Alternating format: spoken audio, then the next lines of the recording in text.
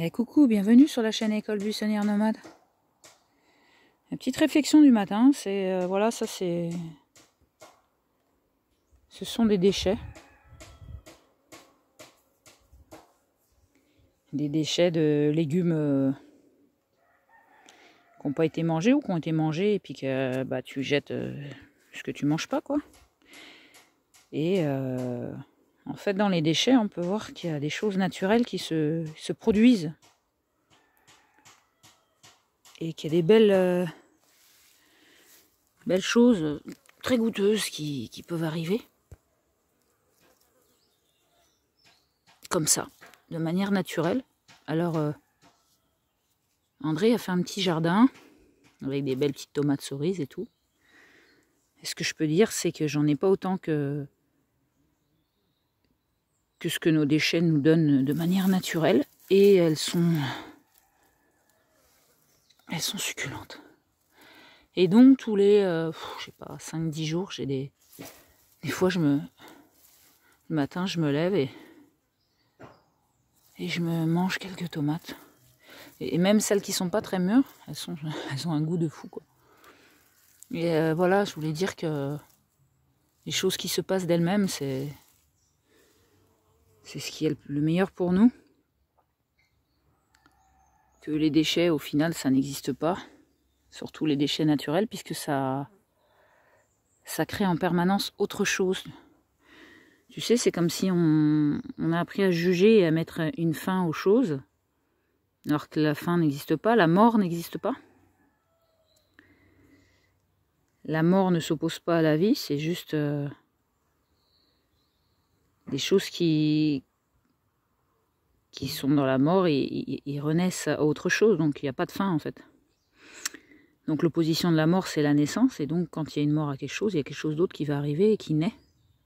Et peut-être d'encore plus beau que ce qu'on pouvait imaginer, surtout si le mental freine et juge les choses et les ressent comme une mort, alors que non, pas du tout. La mort, ça fait partie de la vie, et il y a une belle naissance qui se met en place. Et j'avais envie de partager avec toi le fait que des détritus peuvent donner des choses merveilleuses. Il y a des pensées qui me viennent en ce moment en disant qu'il y a des personnes qui, comme ils ont su qu'on buvait notre urine, nous ont dit ils doivent manger leur caca, ceux-là. Alors je me suis dit en moi, mais c'est quoi ces jugements et jusqu'où ça va? Ça veut dire que moi, je pourrais dire en effet miroir, en envoyant le miroir à ces personnes-là, leur dire voilà, toi comme tu manges de la viande, tu manges ton chat et ton chien, quoi. Surtout pas que je te laisse mon chien à garder, ou tu vois.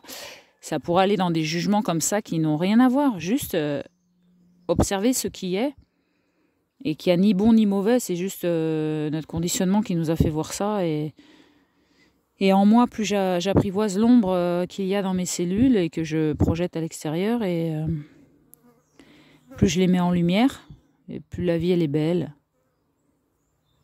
Elle est belle comme ces petites mouches qui volent un peu partout et qui se nourrissent.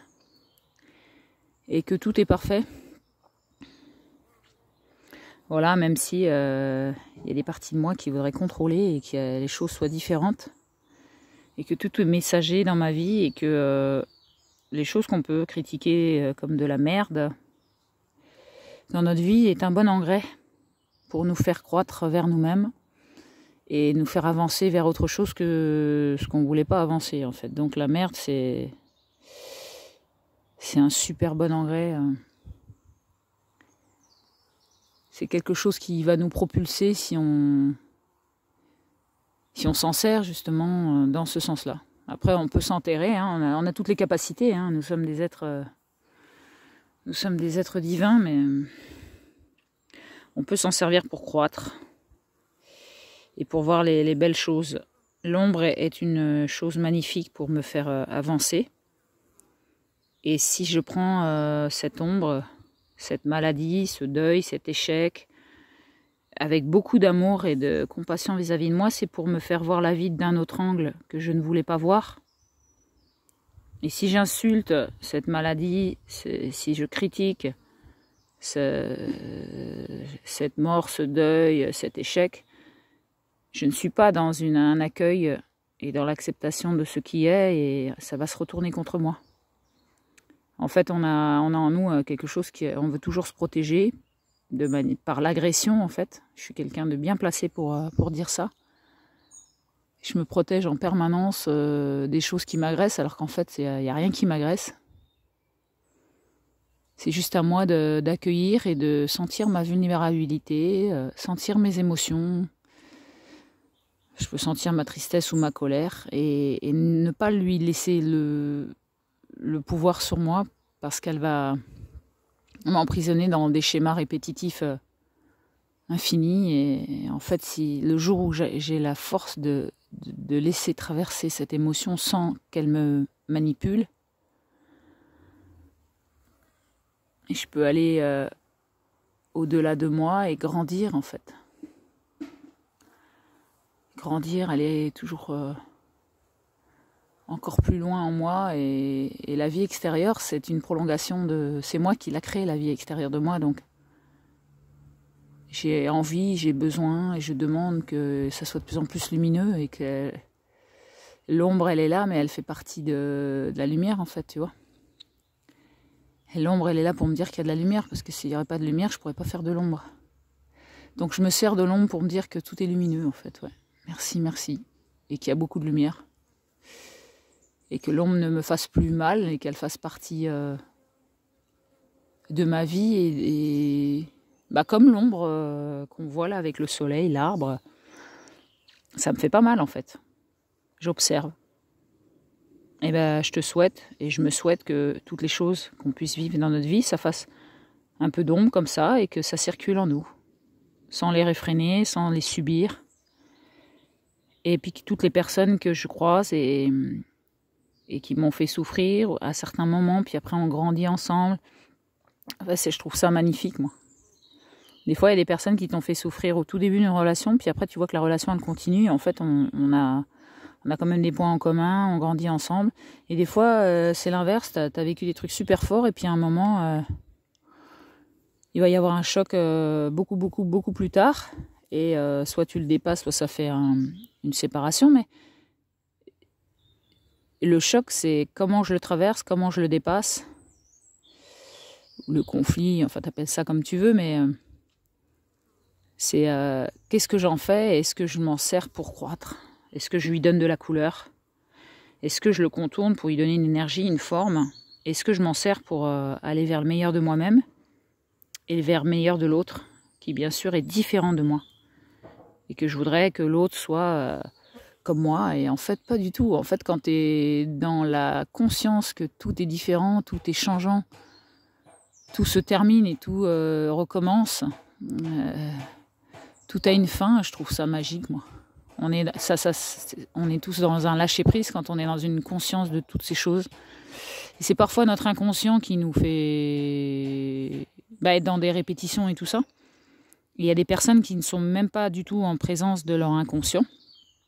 Et du coup, et à force de demander, d'observer, on peut le voir en nous que, hop, dès que ça vient, ça demande beaucoup d'attention avec soi-même, beaucoup de vigilance, et c'est le plus beau partage, la plus belle œuvre qu'on puisse faire sur cette terre, c'est être nous-mêmes, être en harmonie avec tout ce qui est. Et moi, je me remercie de vivre dans la nature depuis 17 ans, d'être en couple avec André depuis 17 ans, de transcender les mémoires, les peurs, les jugements, les échecs, de tout transcender, les douleurs. Et je te souhaite aussi, tu vois. Aujourd'hui, on n'a pas d'image devant la rivière, parce qu'il n'y a pas d'eau devant la rivière. Ça fait plusieurs semaines qu'il n'y a pas d'eau. Il a plu un petit peu cette nuit, mais pas assez.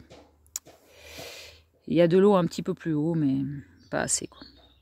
Voilà, c'était un partage du jour face à ces belles tomates qui ont un goût succulent. Et ça fait partie de nos déchets. Donc, je souhaite à chacune de prendre la vie dans les détritus qu'il y a chez toi, à l'intérieur de toi. Que tu en fasses un bon engrais et que ça te propulse dans l'amour de toi-même et l'amour des autres. Parce que les déchets que tu vois chez les autres et qui peuvent te bloquer dans ton comportement avec les autres ou qui peuvent te créer des super émotions, ils sont d'abord chez toi. Ça s'appelle le miroir. C'est-à-dire que quand il y a un bouton qui te gratte le nez, je pense pas que tu vas gratter le miroir pour que ça te soulage. Donc je t'encourage à aller gratter à l'intérieur de toi ce qui te démange chez les autres. Et puis et de trouver t'es ton propre messager, c'est toi qui projette chez les autres. Et des fois c'est pas facile à entendre, mais il y a certaines personnes qui quand elles viennent à notre rencontre, elles sont prêtes à discuter de ça. Des fois ça peut être très difficile. C'est-à-dire que la personne, elle te dit elle était avec son mari, qu'il était, on peut dire un exemple, bête ou violent et tout ça, et qu'elle s'est séparée, elle s'est sentie libre, mais après elle a rencontré une autre personne et comme par hasard, elle l'a trouvée aussi très bête, très insensible, nanana. Et la vie, elle te ramène à toi-même, donc ça se répète, c'est l'effet miroir, c'est la loi de l'attraction. Donc pourquoi j'attire des choses comme ça? C'est pour me faire comprendre que j'ai une partie de moi qui est aussi, tu vois. C'est trop facile de dire que c'est que chez les autres. Et moi, je ferai une autre vidéo là-dessus. En tout cas, c'était pour nous dire qu'on était tous les uns les autres de bons engrais pour croître. Un bon engrais pour croître. Et avoir une énergie de feu comme ce rouge-là, de vie. Voilà, voilà. Bonne journée. Des gros bisous à tous. Plein d'énergie, d'amour et de lumière. Et vive l'ombre et la lumière. Bisous.